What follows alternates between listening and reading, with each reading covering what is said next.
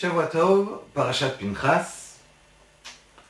La fin de la paracha, la semaine dernière, alors on a eu, comme qu'on a parlé, malheureusement, le peuple juif qui est arrivé à fauter avec les Midianim, Moavim, et voilà que un qui a voulu montrer, c'était permis, un sage, quelqu'un de grand, un des princes du peuple juif, va faire un acte qui était malheureusement affreux.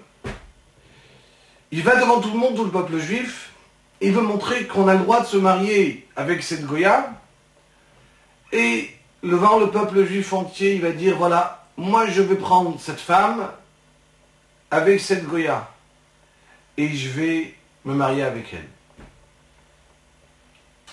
Et là, le peuple juif regarde, impuissant, qu'est-ce qu'on fait?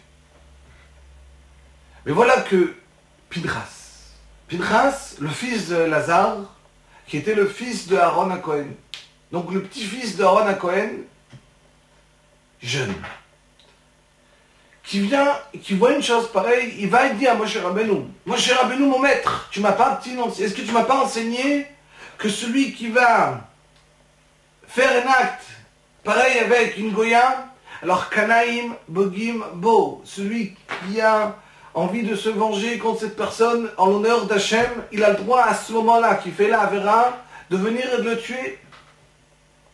Moshe Rabbeinu lui dit oui. Tu l'as dit, vas-y fais-le. Sur place, il va prendre une lance, il vient, et au moment où il faisait la Avera, il va aller tuer Pinchas avec cette femme. Il va tuer le sar, le prince, avec cette femme. Pinchas va tuer les deux. Et là, la Torah vient, commence la paracha.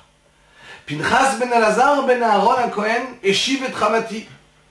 Il a calmé ce que j'étais énervé, à qui dit à Kadosh Baruch Hu contre le peuple juif, car s'il n'avait pas calmé, j'aurais pu anéantir le peuple juif. Par le fait qu'il a montré qu'il fallait tuer cette personne-là, et que tout le monde s'est arrêté de faire cette avéra, alors j'ai laissé le peuple juif normal, par l'acte de bravoure de Pinchas. Et Pinchas va recevoir un cadeau extraordinaire, une alliance de shalom. Et plus que cela, d'après certains commentateurs dans la Torah, Pinchas va devenir Eliaou, un Navi. Pinchas n'est jamais mort. Pinchas a vécu longtemps. Il va devenir Pinchas, il va devenir Eliaou Hanavi. Il va recevoir cette alliance-là de Shalom, où on va parler du Shalom, alors on va parler de Pinchas. Mais c'est pas le contraire, qu'est-ce qu'il a fait là? Il n'a pas tué quelqu'un, deux personnes en une fois. C'est ça le Shalom? Bien oui. Il y a des fois dans la vie où il faut savoir que le Shalom est des fois de détruire, de casser. Le shalom est une fois de venir ici et de dire Rabotai, c'est assourd.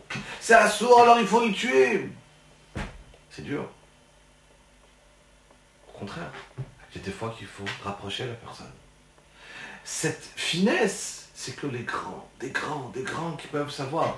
Et des fois, il y en a des grands qui se sont trompés. La Gemara rapporte que, voilà, il y avait une fois, Yeshua, Jésus, qui tout simplement était un élève des grands Talmid Chacham, d'un Tana.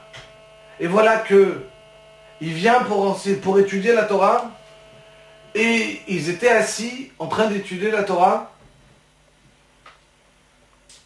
et ils étaient dans une auberge. Et le Rav, il va dire, t'as vu combien cette auberge-là, elle est bien, elle est belle. Et lui, qui était déjà tordu, il lui raconte la Gemara.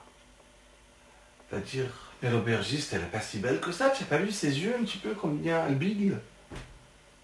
Et le Rav, il le regarde, il lui dit, mais qui a parlé d'elle? D'une femme mariée? Tu regardes. J'ai parlé de l'auberge, il n'a pas parlé d'aubergiste, il n'a pas parlé de la femme. Et là a commencé sa descente.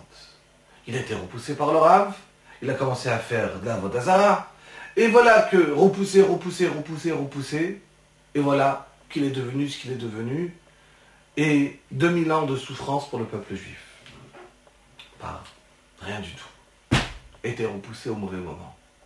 Repousser quelqu'un, c'est très dangereux. Savoir leur envoyer un enfant d'une école ou pas leur envoyer, poulala, quel danger pour l'enfant, pour le directeur, pour la personne. Donc, mais quand il le faut, et on le fait bien, c'est le shalom. C'est ce qu'il est devenu Pinchas. Mais pas tout le monde peut savoir le faire. Quand une personne, il est net en lui, quand une personne, il est un grand tzaddik, quand une personne, il sait faire le shalom, quand lui, il a des midotes extraordinaires, nous raconte la Gemara, qu'on est venu demander, Rabban Gamliel, il est venu demander au Beth Midrash, qui sait parmi les sages, on a un problème. Il y a des gens qui sont contre le peuple juif. On dit dans la Hamida, on avait avant dans la Hamida, on avait 18 brachot. On avait des gens qui faisaient des tsarot, des problèmes au peuple juif. Alors on a voulu rajouter une bracha dans la Hamida, où on va dire, Akadosh Baruch Hu, n'écoute pas ces gens, sauve-nous de ces gens-là. Rabban Gamliel, il vient, en Beth Midrash, il dit, qui est capable de rédiger cette bracha? Quelle est la question qui est capable? Lui, il est capable. Tout le monde est capable. Je parle tout le monde des Rabbanim, des Tanaïm, de ce temps-là, d'il y a 2000 ans. Et tout le monde va dire, lui, il est capable. Qui? Shmuel Akatal. Shmuel. Pourquoi spécialement Shmuel? Car lui, sa phrase dans sa bouche était toujours Binufol Oyvecha al Tismach, qui veut dire, quand tu vas avoir un ennemi qui va avoir un problème, ne sois jamais content. Quelqu'un qui va aimer l'autre d'une telle manière, alors il peut rédiger une bracha contre l'autre.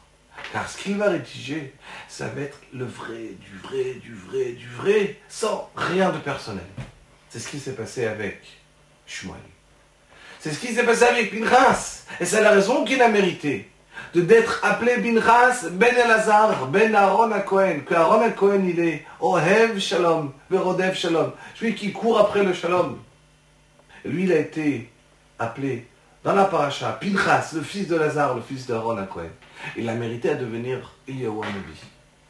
Donc, le Shalom. Rappelez-vous, quand on va faire quelque chose en honneur d'Hachem, il faut être le maximum, sans aucun avis personnel, rien de perso, entièrement l'Ichvod Hachem. Kol Tov, Shavua Tov.